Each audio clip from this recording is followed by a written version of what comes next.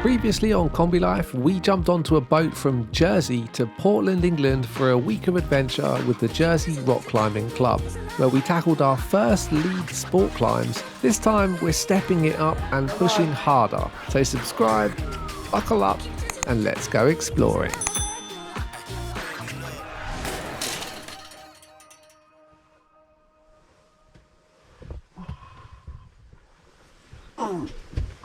Morning, bro. Good morning. Oh, I feel so sore today. Oh, there's blood all over my sheets.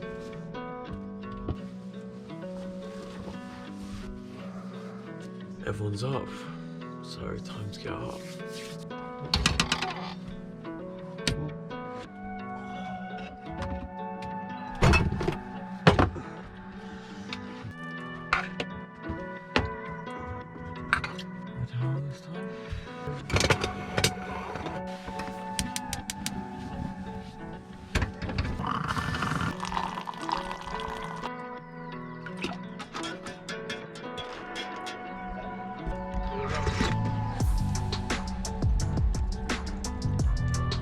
From base camp, it's about 20 minutes drive to the Isle of Portland.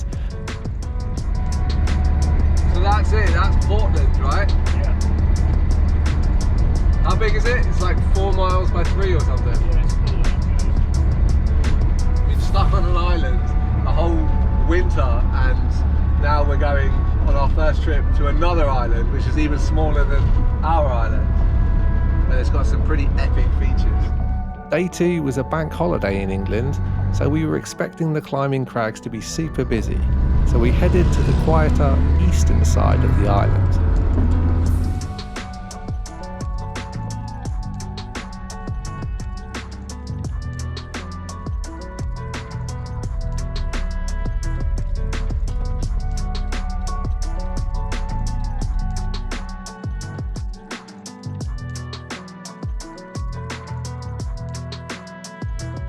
Here the crag is very close to the sea, which made for a spectacular scenic place to climb. However, the salt air made some of the holds greasy, and for me personally, some of the routes seemed harder than I was expecting.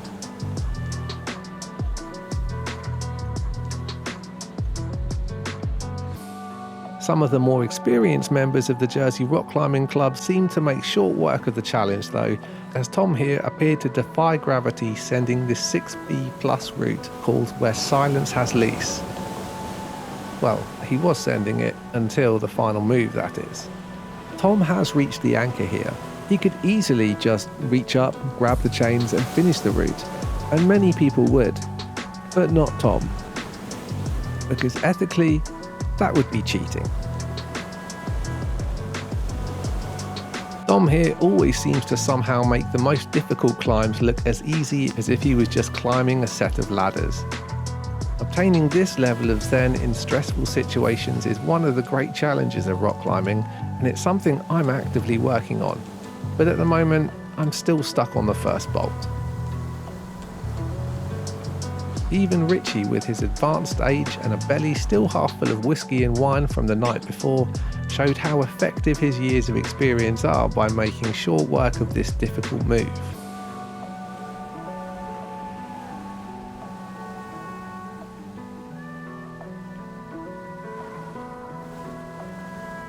Nice one, Richie.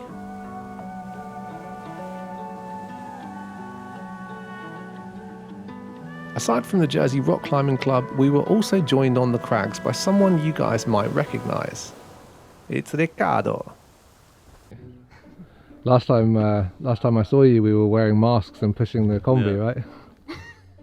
You remember? We live in Southampton, which is 1.5 hours driving from here. We come climbing here very often, and it's one of the best spots here in the South Coast. So when you said that you were coming here, Ben, we just said, okay, let's spend a little bit of time with Ben and the others. It's been really good, actually, to be able to stay with people after a long time, you know. The previous 2 times I've met Ricardo, he's been alone. This time in England, we also get to meet his lovely wife, Sarah. Long time ago, I fell in love with this person. Oh. Love? You never told me that. Are you sure? Yeah, I'm pretty sure I told you that. I remember. No, I don't know. I don't remember any of that. But she's a much younger woman. How did you do this, Ricardo? It's hard work, yeah? You're an old man. Hard work for me. It's kind of like easier to work here. It's nicer, for sure nicer. I can see the valve. I can see why you like her. She gets her hands dirty. I already knew before meeting her that Sarah likes old Volkswagens, and that's probably going to come in handy at some point. We got it? What are you doing under there? I want to see the starter. Did you have problems when you were in Italy? Yeah. Yeah, it's old. Put a new one. Just got to take a quick minute to thank Surfshark VPN for continuing to support Kombi Life, sponsoring this video, and for keeping our data secure whilst we're connected to the internet. If you don't know what a VPN is, it stands for Virtual Private Network, and it's basically an encrypted tunnel between your computer and the internet. We use it all the time whilst we're traveling or whenever we're connected to a public Wi-Fi, like we have been at the campsite during this video. It gives us great peace of mind when we're banking and connecting to the internet, sharing passwords and things like that over unsecured networks. But it's more than just security. There's a whole heap of benefits of having a VPN, from getting discounts on flights and hotel bookings to being able to access media in other content libraries like Netflix from other countries. I also use it to keep my searches private on the internet so I can get real, organic, unbiased search results if I'm trying to research something. It's really useful for a lot of different use cases. If you haven't already got a VPN, I can highly recommend Surfshark VPN. I've been using them for forever and I will continue to do so. It's very inexpensive and super easy to use. And the best part is one subscription covers you for all of your devices. Today we're able to offer you a 83% discount plus 3 months free. I will link it below in the top line of the description. Thanks again to Surfshark for supporting Kombi Life. Now, let's go exploring.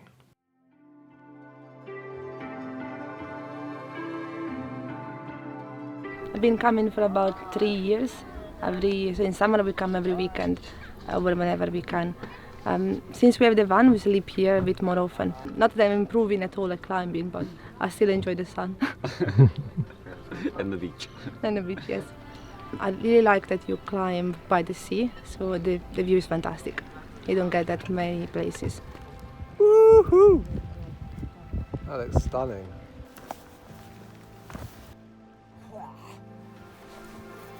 As our week on the island progressed, we explored more of Portland's sea cliffs, and the sheer scale and immense variety of the climbing routes here was revealed. These limestone cliffs are something to behold.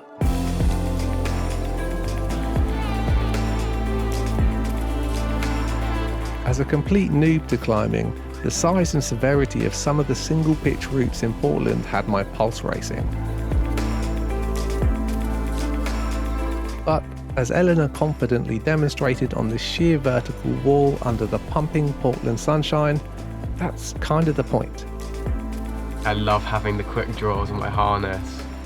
I love the feeling of clicking that sport draw into the bolt and pulling the rope up, and that added pressure of being stuck on that crimpy hold and having to get that move.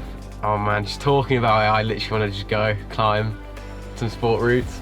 Just being able to push myself as hard as possible, but feel safe at the same time. This grading system I really enjoy. Being able to see where you're at and knowing that you're able to try and work on that grade and see where you are. What was the route and the rate grade? It's called Boys Will Be Boys, and it's a 6B plus, obviously top 50. Yeah, decided to try it, and good the whole way, amazing. It kind of, these short routes here, kind of burn you out very quickly, have a very hard one move to go, but whether that just slowly drain the energy away, and right at the top when you've got no energy left is when you basically need to monkey bar and hand traverse a little bit, which is a bit sketchy, but yeah, it was great, mate, loved it. Obviously the route, kind of the best routes are the ones you just get away with, and that was definitely one of them routes. It might be a while before I'm able to hang confidently from my fingertips 88 feet off the ground like Tom, and right now the prospect of me sending these mammoth sea cliffs still seemed remote. Fortunately, Portland has grades accessible to all abilities, so anyone can come here and have a good time and learn to lead climb. So the first route that I led was a really nice piece of rock, like a slab, so it was quite easy to climb up. I really enjoyed it because I think at that point I'd already done some harder climbs, so I felt really comfortable leading that because I'd just built up the technique with my footwork. The views were beautiful as well. It's just near the sea, so clear blue water, really nice views. Yeah, really nice. And also what I enjoyed about it was really quiet. There was no one else down there, so had no pressure on me, no one waiting to get on a climb or anything, so that really helped as well. I think there were a few times when I was lead climbing and had got to a point above the bolt, I was a little bit nervous about falling because I had fallen a few times before and hurt myself, but not during lead climbing, so I was a bit unsure what would happen and how far I would fall, whether I'd hurt myself. But actually it was fine, I just trusted my feet. Sometimes I felt a bit more nervous when I was getting to a bolt and then trying to pull the rope, clipping and checking it wasn't back clipped, so that whole time when you're so close and trying to get the gear in and checking you're doing it right, but you're not really holding on to anything and you're relying on your footwork and your balance, that's probably when I was a little bit more worried, because I thought if I can't clip this bolt in, then I'm going all the way back to the last bolt and even further, so it can be intimidating and a bit daunting, but I had some really experienced people around me who were encouraging. Nice one, Jackie.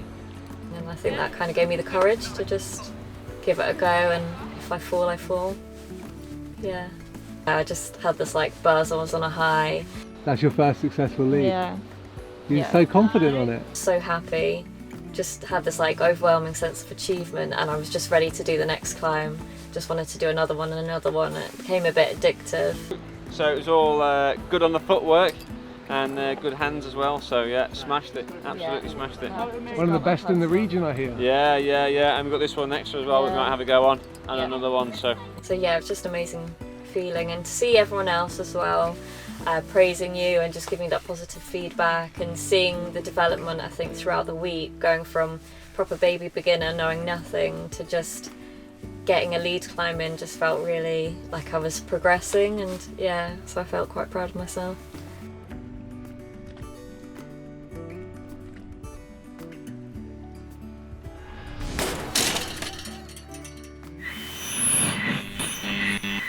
Still to come on Kombi Life, we discover what's hidden inside the limestone That's insane, isn't it? and just why they call it the Jurassic Coast. Fossils everywhere. Dan psychs himself up to attempt the hardest climb yet. I need more grip. And I'm going. Connor attempts to send a huge arête and one of the most impressive climbs on the southern coast. This is the 28-metre climb. This is big. It's just like actual fear. Like I've never really fully felt this before. And Did you hear that your husband dropped me? It was just 5 meters, Yeah. and you're 2 meters tall. I landed on my back, man. thanks so much to our patrons who made this video possible. Please give this video a thumbs up if you enjoyed it and subscribe so we can catch you next time. Until then, happy travels.